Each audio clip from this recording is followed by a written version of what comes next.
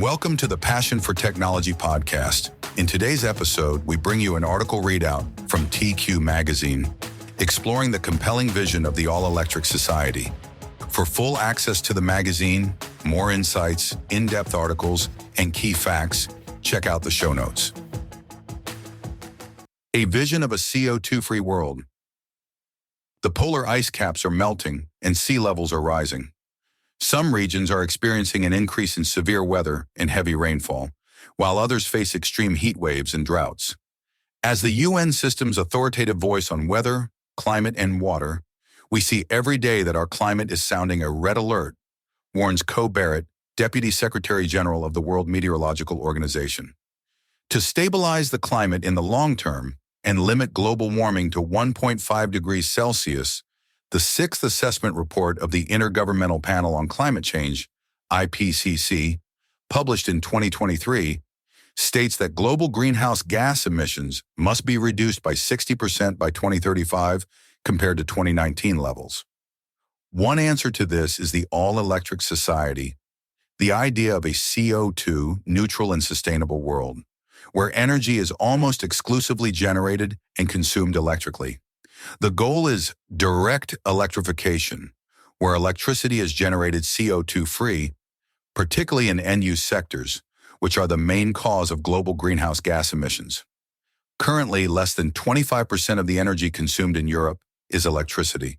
The rest, used for heating homes, fueling vehicles, and running factories, mainly comes from fossil fuels. To achieve climate neutrality by 2050, up to 3/4 of Europe's final energy consumption must be directly or indirectly electrified. This electricity must, of course, come from sustainable sources. As Fatih Birol, Executive Director of the International Energy Agency, IEA, emphasizes, the power sector currently causes more CO₂ emissions than any other sector of the global economy. However, renewable energies already accounted for a record 30% of global electricity generation in 2023, driven by the growth of solar and wind energy. Although global energy-related CO₂ emissions continued to rise in 2023, the increase was smaller than in 2022 thanks to the expansion of technologies such as solar, wind, and electric vehicles, as IEA analyses show. The all-electric society focuses not only on electricity generation, but also includes sectors like heating, mobility, and industry. In areas where electrification is not possible or too expensive, such as in heavy industry, shipping, and aviation, the concept of the all-electric society envisions indirect electrification.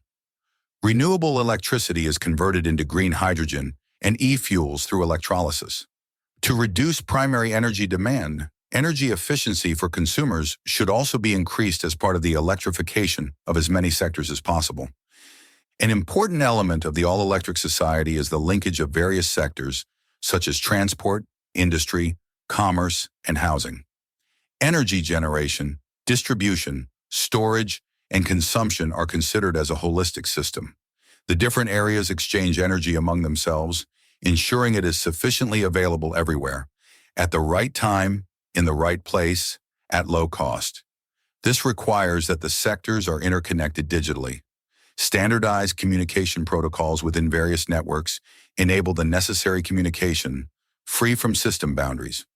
Deep digitalization, including the application of AI, is crucial for managing the increased complexity of a renewable-dominated power system, explains Remy Eriksson, Group President and CEO at DNV, which provides certification and technical advisory services for the energy value chain. Solutions and technologies for electrification, networking, and automation are thus the key to the sustainable all-electric society. Electrification will play a crucial role in the next decades to deliver an efficient, secure, decarbonized, and integrated energy system. Electricity will become our main energy carrier by 2040, and we need to ensure that both the market conditions and infrastructure will push the transition forward. We hope you enjoyed this article readout from our latest TQ magazine. To access the full magazine for free, just check out the show notes.